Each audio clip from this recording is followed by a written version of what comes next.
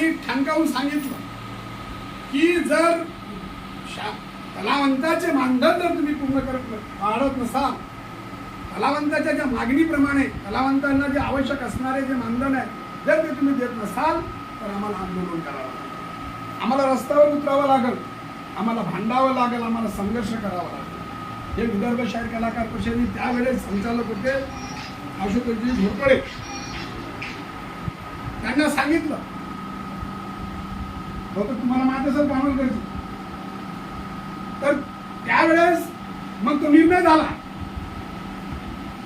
आणि 2150, 2700 आणि 3100 अशा अबग श्रेणीमध्ये विदर्भ शाहीर कलाकार परिषदेच्या प्रयत्नाने, विदर्भ शाहीर कलाकार परिषदेच्या संघर्षाने ते शासनाने मंजूर केलं आणि ते तुमच्या खात्यामध्ये आलं.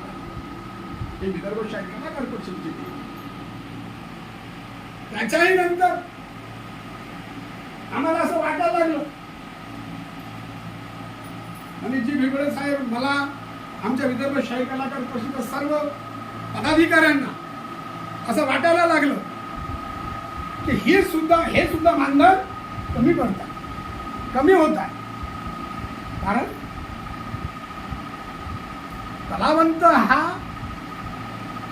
समाज जागृती करतो, जनजागृती करतो, समाज प्रबोधन करतो आणि खऱ्या अर्थाने करतो, प्रामाणिकपणे करतो, कुठलाही स्वार्थ न ठेवता करतो.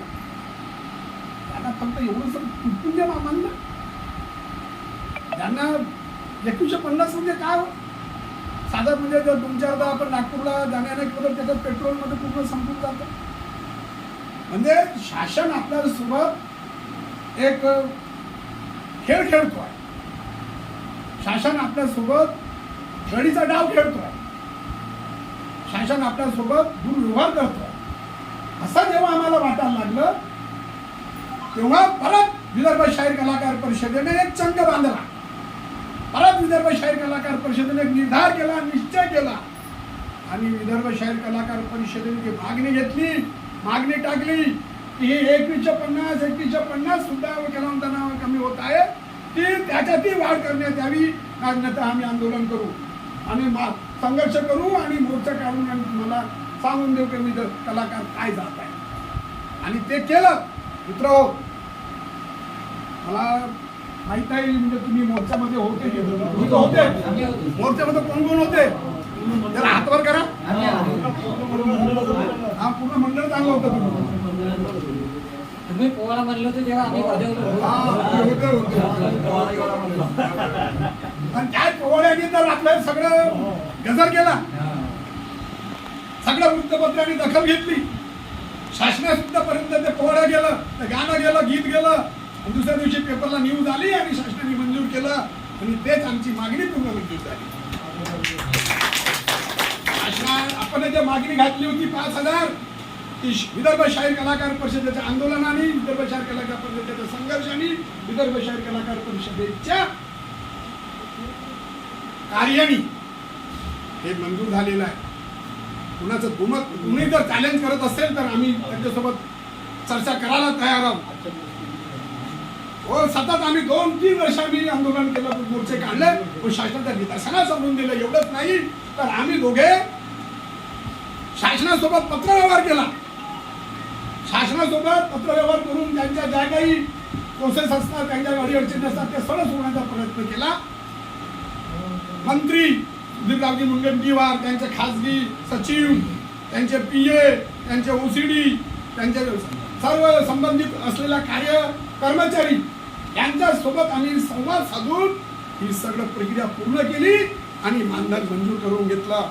ही विदर्भ शाहीर कलाकार परिषदेची देणार मित्र हो, त्याच्याशिवाय कोणत्याही संस्थेची राहू शकत नाही असा माझा ठाम विश्वास आहे, माझा चॅलेंज. ही विदर्भ शाहीर कलाकार परिषदेची देण. आता मगाशी वाणेजी बोलले की विदर्भ शाहीर कलाकार परिषदची जी चाल आहे ही संथ आहे. संथ मान्य आहे, अगदी बरोबर बोलले. कारण संत कोण चालतो, हळूवारपणे कोण चालतो, जो पाहून, देखून, समजून, परखून जो चालतो तो हळूवारपणे चालतो. तो संतपणे चालतो की नाही? नाहीतर मारली की मध्ये गेलं तर तिकडे नाही पाणी तिकडे नाही पाणी चालले. तशामध्ये काही गडबड होण्याची शक्यता असते. आता एक उदाहरण देतो तुम्हाला. म्हणजे आपली संघटना कशी आहे? आपली संघटना ही सर्वांना सोबत घेऊन चालणारी संघटना. समाजातील तळागाळातल्या कलावंतांना सोबत घेऊन चालणारी आपली संस्था, आपली संघटना. मग तो कलावंत नवोदित का असेना, तो कलावंत तरुण का असेना, त्याला टाळ वाजवता येत नसेल तरी का असो ना, पण आपण त्यांना सोबत घेऊन चालून त्यांना घडवण्याचं काम विदर्भशाही करत आहोत. मला एक सांगा, न थांबा बसमध्ये तुम्ही बसता, जे स्टेशन असते नागपूरवरून हिंगणा, कुठेही थांबा नसते. जे नागपूरमध्ये जे बसलेले जेवढे प्रवासी असतात तेवढेच हिंगण्यामध्ये उतरतात. जेवढे काय बसतील तेवढे. पण जी आर्डनरी असते, जी प्रत्येक स्टॉप घेऊन येते, प्रत्येक स्टॉपवर थांबते, प्रत्येक थांब्यावरून प्रवासी घेते आणि ते मग हिंगण्यामध्ये येते. तर त्या बसच्या स्वरूपात आणि ती सरळ जे मार्गाने धावणारी जे बस असते त्या बसचे स्वरूप 10, 5, 25 जे काही प्रवासी बसले ते बसले सरळ हिंगण्यात उतरते.